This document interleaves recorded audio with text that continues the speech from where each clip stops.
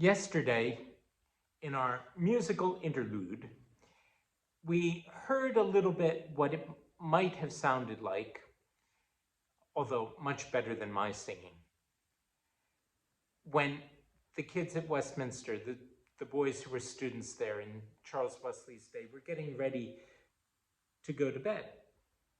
What was it like, however, to wake up in the morning at the Westminster School, next to Westminster Abbey in the middle of London in the 18th century?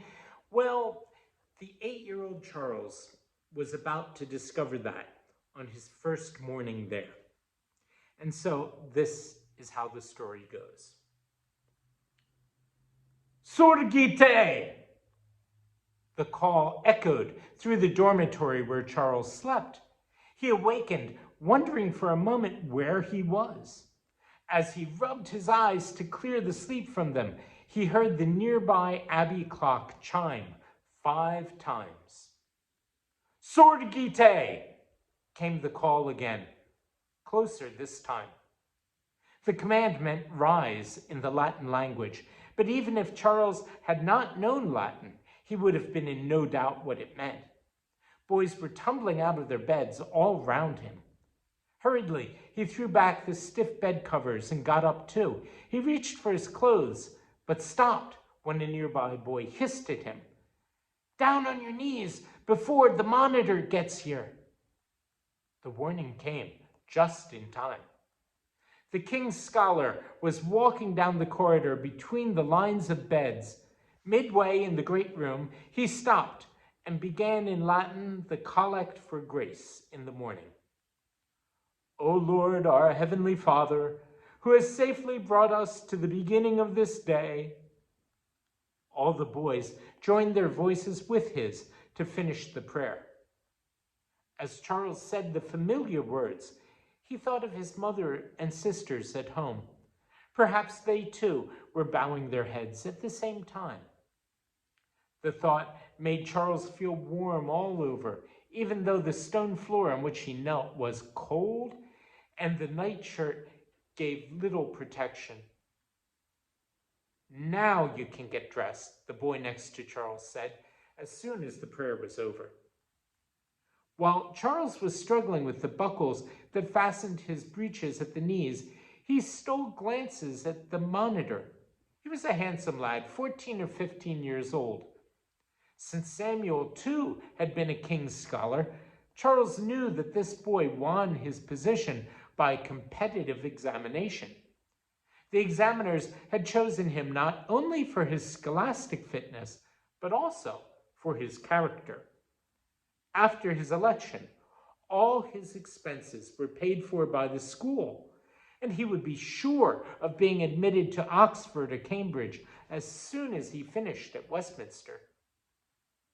"I'm going to be a king's scholar someday," Charles promised himself, as he wiped the square buckles of his shoes between thumb and forefinger.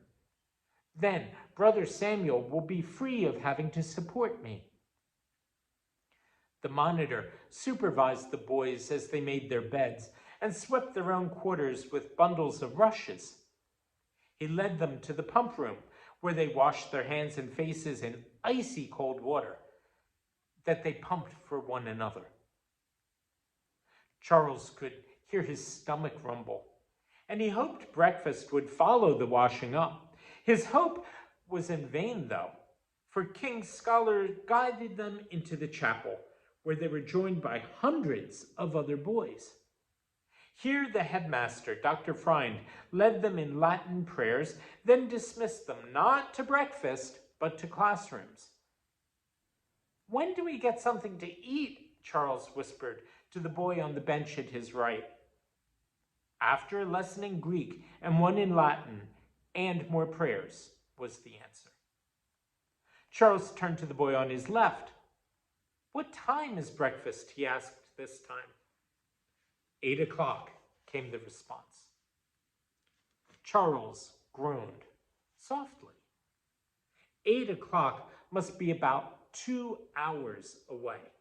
As if to assure him he was right, the Abbey's chimes rang out 6 times. Charles tried his best to apply himself to his work, though, because he wanted Samuel to be proud of him. At last, 8 o'clock sounded. The king's scholars, 2 by 2, led the way into the dining room. They waited until all the boys were standing beside their places, then went each to his own table, where he asked the grace. Charles was glad to see that food was plentiful, though plain, consisting of great bowls of oatmeal and thick chunks of black bread, with small beer to wash it down.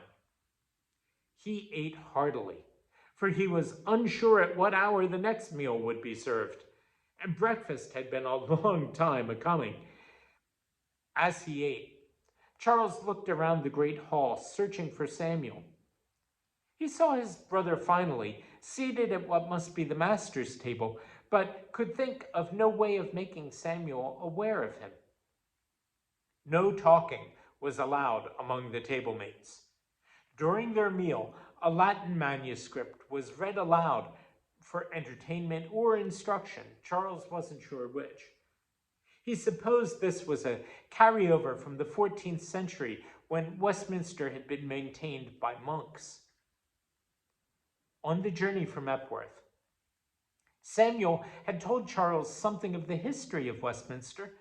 It was one of the ancient public schools of England, having been taken over from the monks during the reign of Henry VIII, who first initiated the tradition of king's scholars.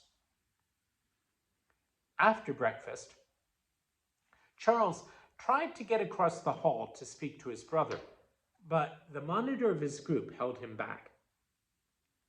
"Where are you going?" he asked in Latin. Charles started to answer in English, but the scholar stopped him. "Hasn't anyone told you? We speak nothing but Latin here." Hastily, Charles explained what he wanted, but it was no use. "There's no time to indulge yourself now," the scholar told him. "You will have lessons until dinner time at 12 o'clock.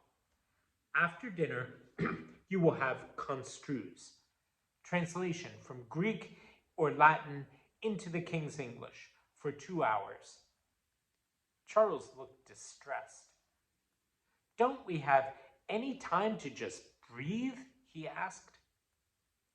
The scholar looked at him sternly for a moment. Then his glance softened. He smiled a little. "It always seems like a tough schedule to lads fresh from home," he said. "But yes, after construes, you'll get a short breathing spell. Then, if you see your brother, you can speak to him." "And after the breather, what?" asked Charles. "Studies until supper time. After supper, an hour for translation from English into Latin, then bedtime at 8 o'clock. Charles did not get a chance to speak to Samuel that day, nor for many days thereafter. By the time they did meet, Charles was quite used to the routine of the school and felt as if he'd always been there. "Everything going all right for you, Brother Charles?" Sam asked him. "I have no complaints, Brother Samuel," he replied. "I've heard no complaints about you either," said Sam. "And you never will," Charles assured him. Charles spoke too soon, for the very next afternoon, during the breather, he got into trouble. That's a good stopping point. Tomorrow, we'll hear about the trouble he got into. I'll see you then.